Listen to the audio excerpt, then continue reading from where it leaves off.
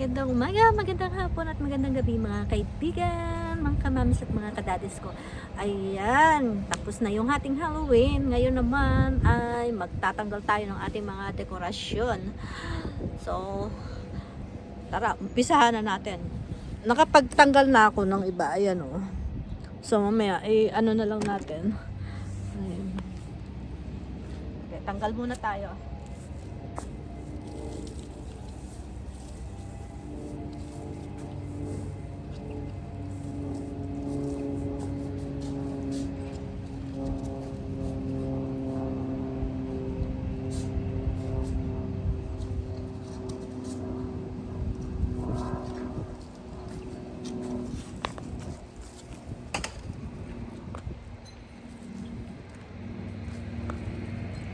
Mas madali kasi yung magtanggal kaysa mag-decorate. Kasi syempre iisip ka pa ng ng magandang pwesto kung saan mo kung saan mo ilalagay yung mga pan-decor mo. So ngayon naman, ayan, yung pagtanggal kasi madali lang. Tatanggalin lang natin yan, tapos tatabi. Ganun kasi ako, tinatabi ko kagad para hindi, tsaka magpapalit ako ng dekorasyon. Pampasko naman yung ilalagay ko.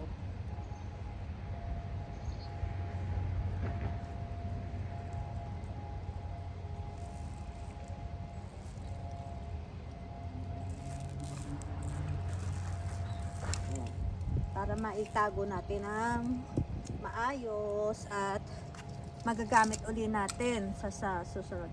Bali ito kasi ay 4 taon ko ng ginagamit.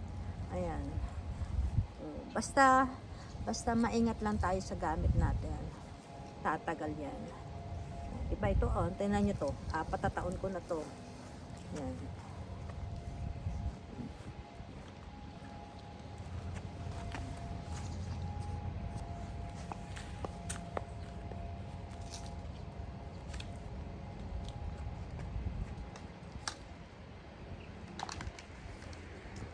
Eto bago lang to.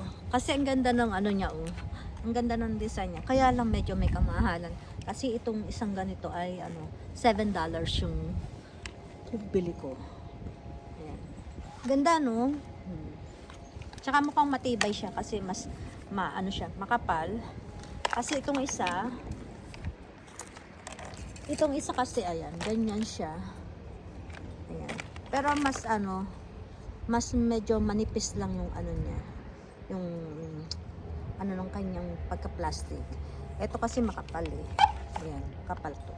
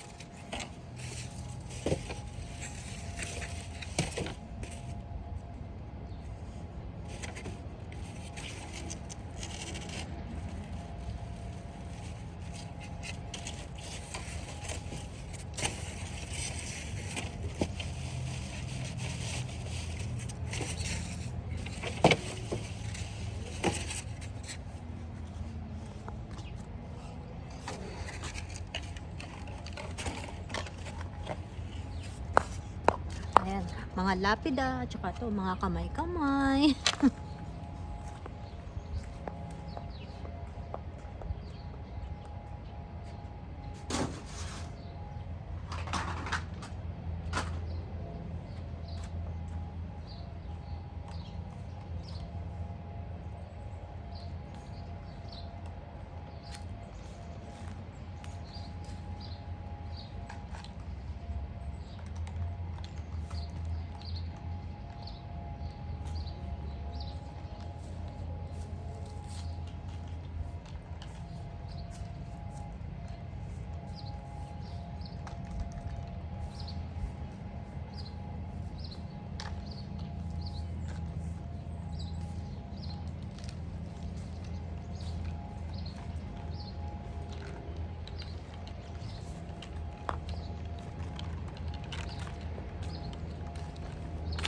Yan. Meron din tayong spider na malaki at saka itong mga skeleton. Ayan, marami pa tayong tatanggalin. Ayan pa oh. Ayan. So ayan, maraming salamat sa panonood nyo mga kaibigan. Paalam! Ay, wait lang. Huwag niyong kakalimutan na mag-like, mag-share at saka po sa mga hindi pa nakaka-subscribe, ayan, pa-subscribe naman po. Ayan, maraming salamat po ulit.